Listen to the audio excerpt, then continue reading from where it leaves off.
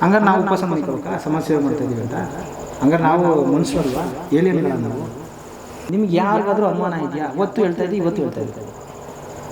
Negative comment ಹಾಕೋದು ಬಿಡಿ, ಬನ್ನಿ ಎಲ್ಲ ಒಂದು ಗ್ರೂಪ್ ಮಾಡ್ಕೊಳ್ಳಿ. ನೀವೆಲ್ಲ ಯಾರ್ಯಾರಿಗೆ ನೆಗೆಟಿವ್ ಇರುತ್ತಲ್ಲ ಅವರೆಲ್ಲ ಒಂದು ಗ್ರೂಪ್ ಮಾಡ್ಕೊಂಡು ಬನ್ನಿ. ಸೀದಾ ಆಶ್ರಮ ಹತ್ರ ಬಾ ಯೋಗೇಶ್ ಆಚೆ ಬನ್ನಿ. ಈ ಜನಸ್ನೇಹ ಯೋಗೇಶ್ ನೋಡಪ್ಪ ಅಲ್ಲಿ ಕೃಷ್ಣ ಲೆವೆಲ್ಗೆ ಬಂದ್ಬಿಟ್ಟವ್ರೆ ಅಂದರೆ ಸ್ವಲ್ಪ ಕಷ್ಟ ತಗೊಳ್ಳೋದು. ನನ್ನನ್ನು ಏನೇನೋ ಮಾಡಬೇಕು, ಇವನ್ನ ಹಾಳು ಮಾಡಬೇಕು, ಇವನ್ನ ಕೆಟ್ಟ ದಾರಿಗೆ ತರಬೇಕು ಅಂದವ್ರನ್ನೂ ನಾನು ತುಂಬ ಜನ ನೋಡಿದ್ದೀನಿ. ಅವ್ರಿಗೆ ಸ್ವಾಮಿ ಯಾವ ಥರ ಅನುಗ್ರಹಿಸಿದ್ದಾರೆ ಅನ್ನೋದನ್ನು ನಾನು ಕಣ್ಣಲ್ಲಿ ನೋಡಿದ್ದೀನಿ ಸರ್. ಯಾರೋ ಒಬ್ಬ ಅನಾಥನ ಫೋನ್ ಮಾಡಬೇಡಿ, ಸ್ಟೇಷನ್ ಲೋಕಲ್ ಸ್ಟೇಷನ್ಗೆ ಕರ್ಕೊಂಡು ಒಂದು ಲೆಟ್ರ್ ಮಾಡಿಸಿ ಕರ್ಕೊಬನ್ನಿ. ಇಲ್ಲಿ ಕರ್ಕೊಳ್ತೀರಾ? ಹಾಂ ಕರ್ಕೋತೀನಿ. ಯಾರಾದರೂ ನನಗೇನು, ನಾನಿರೋದು ಸಮಾಜ ಸೇವೆಗೆ, ಸಾರ್ವಜನಿಕರ ಸೇವೆಗೆ. ನೀವು ಅರ್ಧ ರಾತ್ರಿ ಕರ್ಕೊಬನ್ನಿ. ಯೋಗೇಶ್ ನಿಮ್ಮ ಗೇಟ್ ಹತ್ರ ನಿಂತಿದ್ದೀನಿ, ಯೋಗೇಶ್ ಬನ್ನಿ ಆಚೆ ಅಂದರೆ ಮತ್ತು ಇವಾಗ ನಿಮ್ಮ ಹತ್ರ ಜಾಗ ಇಲ್ವಲ್ಲ? ಇರಲಿ ಸರ್, ಮನ್ಸಲ್ಲಿ ಜಾಗ ಇದೆಯಲ್ಲ. ಮನೆ ಕಣಕ್ಕೆ ಜಾಗ ಇಲ್ಲ ಅಂದ್ರೇನು ಸರ್? ಹೊರಗಡೆ ಬೀದಿಲಿ ಮಲಗೋದಕ್ಕಿಂತ ಏನು ಕಷ್ಟವಾಗಿರಲ್ಲ ಸರ್. ಟೈಮ್ ಊಟ ಕೊಡ್ತೀನಿ ಸರ್. ನೆಲದಲ್ಲಿ ಮಲಗಿದ್ರೂ ಪರವಾಗಿಲ್ಲ ಸರ್, ಕಷ್ಟ ಇರಲ್ಲ ಸರ್. ಇವತ್ತು 150 ಜನಕ್ಕೆ ಇಲ್ಲಿ ಜಾಗ ಸಾಲ್ತಿಲ್ಲ ಅಂತ ತಾನೇ ಅಲ್ಲಿ ಆಶ್ರಮ ಶುರು ಮಾಡಿರೋದು. ಸಾವಿರಾರು ಜನಕ್ಕಾಗುತ್ತೆ. ಬನ್ನಿ, ನಾನು open statement sir, open challenge. ನಿಮ್ಗೆ ಯಾರಿಗಾದ್ರೂ ಅನುಮಾನ ಇದೆಯಾ? ಅವತ್ತು ಹೇಳ್ತಾ ಇದ್ದೀವಿ, ಇವತ್ತು ಹೇಳ್ತಾ ಇದ್ದೀವಿ. ನೆಗೆಟಿವ್ ಕಮೆಂಟ್ ಹಾಕೋದು ಬಿಡಿ, ಬನ್ನಿ ಎಲ್ಲ ಒಂದು ಗ್ರೂಪ್ ಮಾಡ್ಕೊಳ್ಳಿ. ನೀವೆಲ್ಲ ಯಾರ್ಯಾರಿಗೆ ನೆಗೆಟಿವ್ ಇರುತ್ತಲ್ಲ ಅವರೆಲ್ಲ ಒಂದು ಗ್ರೂಪ್ ಮಾಡ್ಕೊಂಡು ಬನ್ನಿ. ಸೀದಾ ಆಶ್ರಮ ಹತ್ರ ಬಾ ಯೋಗೇಶ್ ಆಚೆ ಬನ್ನಿ. ಇಲ್ಲಿ ತೆಗೀರಿ ಆಶ್ರಮ. ಎಷ್ಟು ಜನ ಇದ್ದೀರಾ? 10 ಜನ ಇದ್ದೀರಾ? ಹಾಂ. ಏನಕ್ಕೆ ಮಾಡ್ತಾ ಇದ್ದೀರಾ ಇದನ್ನು? ನೋಡಿ, ಊಟಕ್ಕೆ ಏನು ಕೊಡ್ತಾಯಿದ್ರೆ, ಏನೇನು ಮಾಡ್ತಾಯಿದ್ರೆ, ದಿನಕ್ಕೆ ಎಷ್ಟು ಸತಿ ಕೊಡ್ತಾರೆ? ಕೂತ್ಕೊಂಡು ಸುಮ್ಮನೆ ಬೇಕಾಬಿಟ್ಟಿಯಾಗಿ ಬ್ಯಾಡ್ದಿರೋ ಕಮೆಂಟ್ಸ್ಗಳು ಹಾಕ್ಕೊಂಡು ಸಹಾಯ ಮಾಡೋರು ಮನಸ್ಥಿತಿನೇ ಯಾಕೆ ಹಾಳು ಮಾಡ್ತಿದ್ದೀರಾ? ನಿಮ್ಗೆ ಸಹಾಯ ಮಾಡೋ ಮನಸ್ಸಿರುತ್ತೆ, ನೀವು ಒಂದು ಕಮೆಂಟ್ ನೋಡ್ಬಿಡ್ತೀರ ಅಲ್ಲಿ, ಅವಾಗನ್ಸುತ್ತೆ ಹೌದಾ ಬಿಸ್ನೆಸ್ಗೋಸ್ಕರ ಮಾಡ್ತಾರೆ, ಏನೋ ದುಡ್ಡು ಮಾಡೋಕ್ಕೋಸ್ಕರ ಮಾಡ್ತಾರೆ. ಅನ್ನ ಕಿತ್ಕೊಂಡ್ರಾ? ಹಾಂ. ಈಗ ನನ್ನ ಹೊಟ್ಟೆ ಮೇಲೆ ಹೊಡೆದ್ರೆ ನಿಮ್ಗೇನಪ್ಪ ಸಿಗುತ್ತೆ? ಈಗ ನನ್ನ ಊಟ ಅವತ್ತಿಂದು ನನ್ನ ಹೆಂಡತಿ ಮಕ್ಳಿಗೆ ಅವತ್ತು ಅನ್ನ ಸಿಗ್ತಾ ಇತ್ತು, ಅದನ್ನ ಕಿತ್ಕೊಬಿಟ್ರೆ ನೀವು. ಹಂಗಾರೆ ನಾವು ಉಪವಾಸ ಮಾಡ್ಕೋಬೇಕಾ ಸಮಾಜ ಸೇವೆ ಮಾಡ್ತಾಯಿದ್ದೀವಿ ಅಂತ? ಹಂಗಾರೆ ನಾವು ಮನುಷ್ಯರಲ್ವಾ? ಏಲಿಯನ್ಗಳ ನಾವು? ಏಲಿಯನ್ಗಳ ಸರ್ ಜೀವನ ಮಾಡೋಕ್ಕೆ? ಎಲ್ಲ ಅನ್ಸ್ಕೊಂಡಂಗೆ ಅನ್ನಕ್ಕೆ ಕೇಳಿಸ್ಕೊಂಡು ಬದುಕಕ್ಕೆ ನಾವಿಲ್ಲಿ ಏಲಿಯನ್ಗಳ? ನಾವು ಮನುಷ್ಯರೇ, ನಮಗೂ ಲೈಫ್ ಇದೆ, ನಾವು ಅನ್ನ ತಿನ್ನಬೇಕು, ನಾವು ಬದುಕಬೇಕು. ನಾವು ಇವ್ರ ಜನಗಳ ಮಧ್ಯದಲ್ಲೇ ನಾನು ನೋಡಿ, ನೀವೇ ಥಿಂಕ್ ಮಾಡಿ. ನಾವು ಹೊರಗಡೆ ಒಂದು ಮನೆ ಮಾಡ್ಕೊಂಡಿರ್ಬೋದಾಯ್ತು, ಬಾಡಿಗೆ ಮನೆ ಕೊಡಲ್ವಾ? ಆಯಿತು, ಬಾಡಿಗೆ ಮನೆ ಮಾಡ್ಕೊಂಡಿರ್ಬೋದು. ಯಾಕೆ ಆಶ್ರಮದಲ್ಲಿ ಬದುಕ್ತಾ ಇದೀವಿ ನಾವು? ಕಷ್ಟ ಸುಖ ನೋಡೋಕೆ ಹತ್ತಿರದಲ್ಲಿರ್ಬೇಕು ನಾವು. ಎಮರ್ಜೆನ್ಸಿ ಆದಾಗ ಹತ್ತಿರದಲ್ಲಿದ್ದರೆ ಕನಿಷ್ಠ ಪಕ್ಷ ಹೋಗೋ ಜೀವನ ಕಾಪಾಡ್ಬೋದಲ್ಲ. ಈಗ ಇನ್ನೊಂದು, ಈಗ ನೀವು ಚೆನ್ನಾಗಿರೋ ಬಟ್ಟೆ ಹಾಕಿದ್ರೆ, ಚೆನ್ನಾಗಿರೋ ಹೋಟೆಲ್ಗೆ ಊಟ ಮಾಡಿದ್ರೆ, ಏನು ಬಿಡೋ ದುಡ್ಡು ಬಂದೈತೆ ಮಾಡ್ತಾನೆ ಅಂತ ಆ ಥರ ಬಂದಿದ್ದುಂಟ? ತುಂಬ ಜನ ಮಾತಾಡ್ತಾರೆ ಸರ್. ಇಲ್ಲಿಗೆ ಲಾಸ್ಟ್ ಟೈಮ್ ನನ್ನ ಕಾರು ಪ್ರಾಬ್ಲಮ್ ಆಗಿಬಿಟ್ಟಿತ್ತು. ಈಗ ರೀಸೆಂಟಾಗಿ ನನ್ನ ಕಾರ್, ಹಳೆ ಕಾರ್ ಒಂದು ಕಾರ್ ಇದೆ ನಂದು, ಅದನ್ನು ನಾನು ರಿಪೇರಿಗೆ ಬಿಟ್ಬಿಟ್ಟಿದ್ದೆ. ಹಂಗಾಗಿ ನಮ್ಮ ಇದು ನೋಡಿ, ಇದನ್ನು ನಾನು ಹೇಳ್ಕೋಬೇಕು. ಯಾಕಂದರೆ ಇವತ್ತಿನ ಕಾಲದಲ್ಲಿ ತುಂಬ ಕಷ್ಟ ಸರ್. ಯಾರು ಸಂಬಂಧಿಕರೇ ಏನೂ ಕೊಡೋದಿಲ್ಲ. ಶಿವಗೌಡರು ಅಂತ ಬೋರೇಗೌಡನಹಳ್ಳಿ ಶಿವಣ್ಣ ಅಂತ ಹೇಳ್ಬಿಟ್ಟು ನನ್ನ ಕಾರ್ನ ನೋಡ್ಬಿಟ್ಟು ಒಂದು ದಿನ ಹೇಳಿದ್ರು, ಅಣ್ಣ ಏನಣ್ಣ ನೀನು ಬರೋಣ ಲೋನ್ ಮೇಲೆ ಕಾರ್ ಕೊಡಿಸ್ತೀನಿ ನಿಮಗೆ, ಈ ಕಾರ್ ಮಾಡಿಕೊಂಡಿದ್ದೀನಣ್ಣ, ಎಲ್ಲ ಅಲ್ಲಾಡ್ತವೆ, ಎಲ್ಲಿ ಏನಾಗ್ತದೋ ಗೊತ್ತಿಲ್ಲ, ಇದು ಎಲ್ಲಿ ಕಿತ್ಕೊಬತ್ತದೋ ಗೊತ್ತಿಲ್ಲ, ಬರೋ ನಾನು ಲೋನಲ್ಲಿ ಕಾರ್ ಕೊಡಿಸ್ತೀನಿ, ಲೋನ್ ಕಟ್ಕೊಂಡು ಹೋಗು ಅಂತ. ಬೇಡ ಅಣ್ಣ, ನನಗೆ ಇದೇ ಗಾಡಿ ಸಾಕು. ಒಂದು ಕೆಲಸ ಮಾಡೋಣ, ಇದನ್ನು ತೊಗೊಂಡೋಗಿ ರಿಪೇರಿಗೆ ಬಿಡಿ, ಪೇಂಟಿಂಗ್ ಮಾಡಿಸಿ ಈ ಗಾಡಿನ ನೀಟಾಗಿ ಪೇಂಟಿಂಗ್ ಮಾಡಿಸಿ, ಇದನ್ನು ಚೆನ್ನಾಗಿ ಮಾಡಿ ಕಳಿ. ಅಣ್ಣ ಪೇಂಟಿಂಗ್ ಏನೋ ಮಾಡ್ತೀನಿ, 15-20 ದಿವಸ ಆಗಿಬಿಡುತ್ತೆ, ಓಡಾಡೋಕ್ಕೆ ಗಾಡಿ ಇಲ್ಲ, ಏನು ಮಾಡಿ? ಅದಕ್ಕೆ ಯಾಕೆ ನಾನು ಬೇಜಾರು ಮಾಡ್ಕೊತೀನಿ. ಬೈಲಿ ಮನೆ ಕರ್ಕೊಂಡೋದ್ರು, ಅವ್ರದ್ದು Crysta car, white colour Crysta, ಅದನ್ನು ಕೀ ಕೊಟ್ಬಿಟ್ಟು ಯೋಗೇಶಣ್ಣ ತೊಳಿ, ನಿಮ್ಮ ಗಾಡಿ ರೆಡಿ ಆಗೋವರೆಗೂ ಈ ಗಾಡೀಲಿ ಓಡಾಡಿ. ನನಗೆ ಒಂಥರ ಯಾವ ಸಂಬಂಧಿಕರು ಈ ಮಾತು ಹೇಳಿಲ್ವಲ್ಲ ನನಗೆ. ಒಂದು ದಿನ ಯಾರು ಗಾಡಿ ಕೊಡೋಕೆ ಹಿಂದೆ ಮುಂದೆ ಮಾಡ್ತಾರೆ. ಸುಮಾರು 1 ತಿಂಗಳು ಆ ಗಾಡಿ ನನ್ನ ಹತ್ರ ಇತ್ತು. ಆ ಗಾಡಿ ಬಂದ ಮೇಲೆ ಅಗಳಪ್ಪ ಶುರು ಆಯಿತು, ಕ್ರಿಸ್ಟಾ ಬಂದ್ಬಿಡ್ತು. ನಾನು ಕಿವಿಯಾರ ಕೇಳಿದ್ದೀನಿ ಸರ್. ನನ್ನ ಪಾಡು ನಾನು ಡ್ರೈವಿಂಗ್ ಮಾಡ್ಕೊಂಡು ಹೋಗ್ತಾ ಇದ್ದೀನಿ, ಹಿಂದೆಗಡೆ ಒಂದು ಬೈಕಲ್ಲಿ ಬಂದರು 2 ಹುಡುಗರು. ಈ ಜನಸ್ನೇಹ ಯೋಗೇಶ್ ನೋಡಪ್ಪ ಅಲ್ಲೇ ಕ್ರಿಸ್ಟಾ ಲೆವೆಲ್ಗೆ ಬಂದ್ಬಿಟ್ಟವ್ರೆ ಅಂದರೆ ತಪ್ಪ ಕ್ರಿಸ್ಟಾ ತೊಗೊಳ್ಳೋದು? ನನಗೆ ಕನಸಿದೆ ಸರ್, ಫಾರ್ಚುನರ್ ತೊಗೋಬೇಕಂತ ಕನಸಿದೆ. ತಪ್ಪ ಈಡೇರಿಸ್ಕೊಳ್ಳೋದು ತಪ್ಪ? ಹಂಗಾರೆ ನಾನು ತೊಗೋಬಾರ್ದ? ಕಾರಲ್ಲಿ ಓಡಾಡಬಾರ್ದ? ಇವತ್ತು ನಾನು ಧನ್ಯವಾದ ಹೇಳ್ತೀನಿ ನಮ್ಮ ಶಿವಗೌಡ್ರಿಗೆ.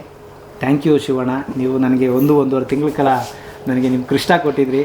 ಸೊ ನಿಮ್ಮ ಕ್ರಿಸ್ಟಾಯಿಂದ ಒಂದು ಹೊಸ ಅನುಭವ ಪಡ್ಕೊಂಡೆ, ಹೊಸ ಕಾರ್ ಹೇಗಿರುತ್ತೆ ಅಂತ.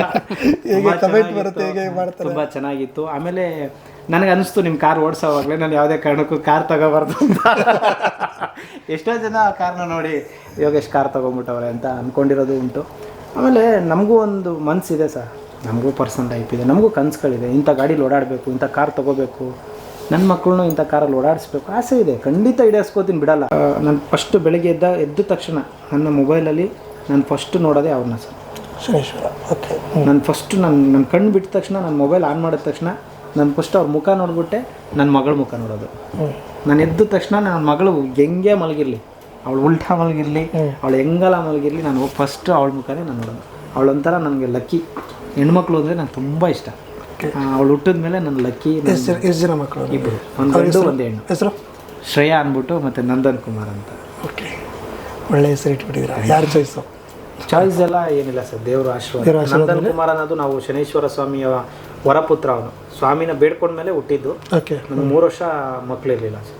ನಾವು 3 ವರ್ಷ ನಾವು ಮದುವೆ ಆಗಿ 3 ವರ್ಷ ನಾವು ಮಕ್ಕಳಾಗಿರಲಿಲ್ಲ. ಸೊ ನಾವು ಸ್ವಾಮಿನ ಬೇಡ್ಕೊಂಡ್ಮೇಲೆ ಸ್ವಾಮಿಯ ಆಶೀರ್ವಾದದಿಂದನೇ ಅವನು ಹುಟ್ಟಿದ್ದು. ಹಂಗಾಗಿ ನಂದನ್ ಕುಮಾರ್ ಅಂತ ಹೆಸರಿಟ್ಟಿದ್ದು.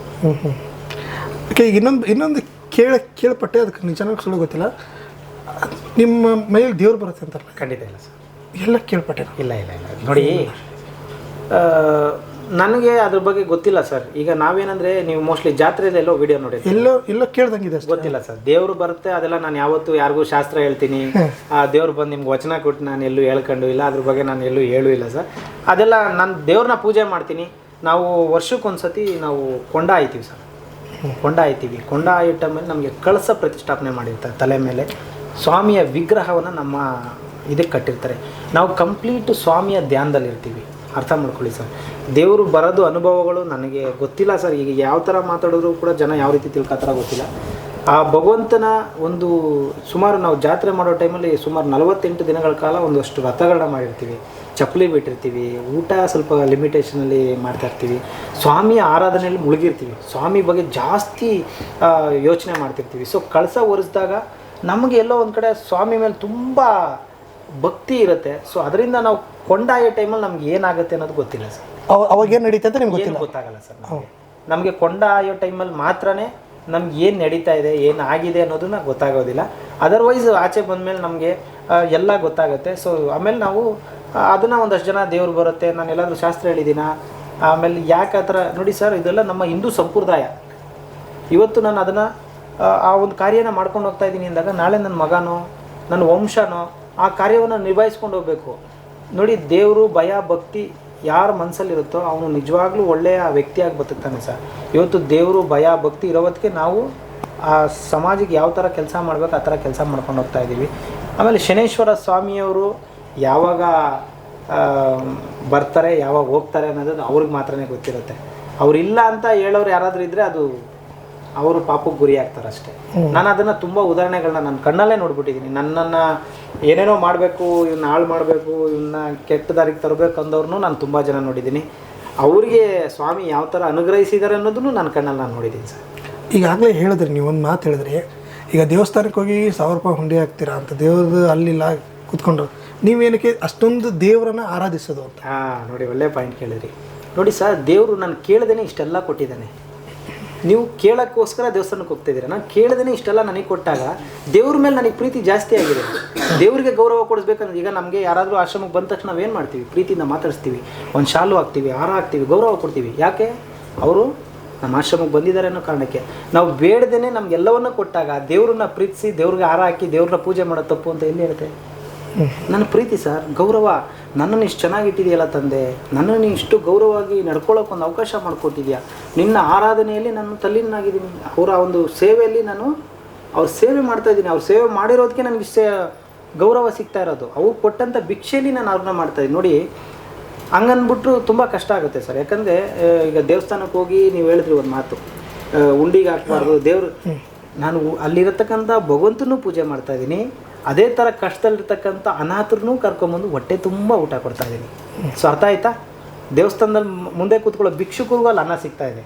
ಬರೀ ದೇವಸ್ಥಾನ ಇಲ್ಲಿ ಇಲ್ಲ, ದೇವಸ್ಥಾನ ಮುಂದೆ ಕೂತ್ಕೊಳ್ಳೋಂಥ ಅನಾಥರು, ನಿರ್ಗತಿಕರು, ಭಿಕ್ಷುಕರು ಹೊಟ್ಟೆ ತುಂಬ ಊಟ ಸಿಗ್ತಾ ಇದೆ. ಸೊ ಆ ಭಗವಂತ ಕೊಟ್ಟಂಥ ಪ್ರೀತಿ ಆಶೀರ್ವಾದ ಅವ್ರಿಗೆ ನಾವು ಗೌರವ ಕೊಡ್ತಾಯಿದ್ದೀವಿ. ನೀವು ಇಷ್ಟೆಲ್ಲ ನನಗೆ ಶಕ್ತಿ ಕೊಟ್ಟಿದ್ದೀರಾ, ನೀವು ಚೆನ್ನಾಗಿರಿ ಅಂದರೆ ಹೇಳೋಕ್ಕಾಗಲ್ಲ ಸರ್.